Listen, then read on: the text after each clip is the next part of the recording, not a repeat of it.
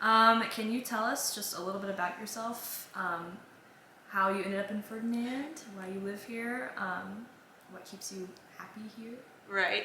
Sure. So yeah, my name's Abbie Brockman, and I guess lived in Ferdinand since probably about 2006, when I got married to my current and one and only husband, Matt. We live in the house that he grew up in as a child. So we met at IU. And if it wasn't for moving around from one end of campus to the other at the last minute, I would never have met him, and I wouldn't be sitting here with you right now, which I think about sometimes, and how weird things are that are just, they happen. I think it's for a reason. So I have, let's see, worked in various kind of settings in the area. From food service, I worked at the French Lick Resort. I went back and got my transition to teaching license, and I think about 2009, I started as an assistant at Ferdinand Elementary, and I've since worked my way to a very small school that is just east of here, but oddly enough, it's in the central time zone. Go figure.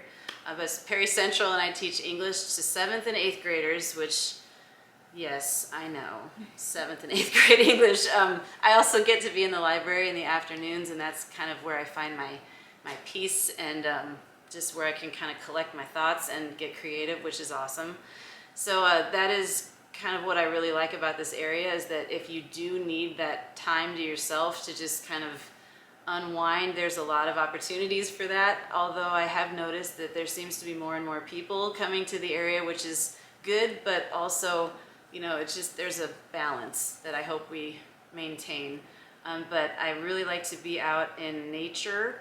And Ferdinand Forest is one of my favorite places to go and run, or jog, I should say, on the trails. We like to go to Patoka Lake. We have a Hobie cat that we like to, well, my husband likes it more than I do. I still get nervous because there's no engine whatsoever, no motor, whatever you call it. So, but every time we've made it back to the car, so that's good. We like to kayak as well. And I don't know, Ferdinand's a pretty area. It's a pretty town. It's in a good location, so oftentimes we like to get out of town and we will go to like, you know, Bloomington, Evansville, Louisville, and his well, my husband's sister lives in Nashville, Tennessee, so it's pretty convenient. It's right off the 64. And then there's, you know, Holiday World and Lincoln Park, so there's a lot of recreation. Perfect. Yeah, the butterfly effect is kind of crazy right there. So I'm kind of gonna jump just because, Sure. You know, this interview is kind of shorter. So one of these questions is, so you've been involved for a long time in trying to get better data on air and water quality.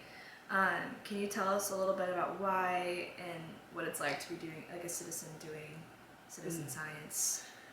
Yeah, well, it's not the easiest thing to do from what I've learned so far, but I have good people that are, you know, here to help. It's just hard to coordinate with folks, and like Wi-Fi has been an issue with finding locations for air monitors. Water quality test kits have been distributed out to people, and they it's kind of a struggle because they want to test their wells and they get the results back, and sometimes they're not what they wanted. Like, we've had a lot of high manganese and some aluminum and various other things, and then I feel bad because they're like, well, what do I do now? So I mean, one lady and now uses bottled water instead of just using her tap water, which, you know, it's good and it's bad. And so the reason that, especially with the air quality, that I like to get data is because it's not out there. Why is it important for you to continue to be involved with Swickle Valley Watch? And have you noticed a change in your community since the establishment of these two organizations? Well, I think it is important because there's just not a lot of awareness in the area of issues like around air quality. We will have air quality alert days, and we're basically told, you know, try to carpool and don't mow your lawn, which people don't listen to. But it's just kind of neat to know, I think, like why we're having these days and what might be contributing to this area to make them worse. And what we can try to do moving forward. Like, I really wish that I could work with IDEM as opposed to against, you know, them or calling them out on certain issues, and that's Indiana Department of Environmental Management, in getting their monitor system more up to what some, myself included, would consider like an appropriate kind of level.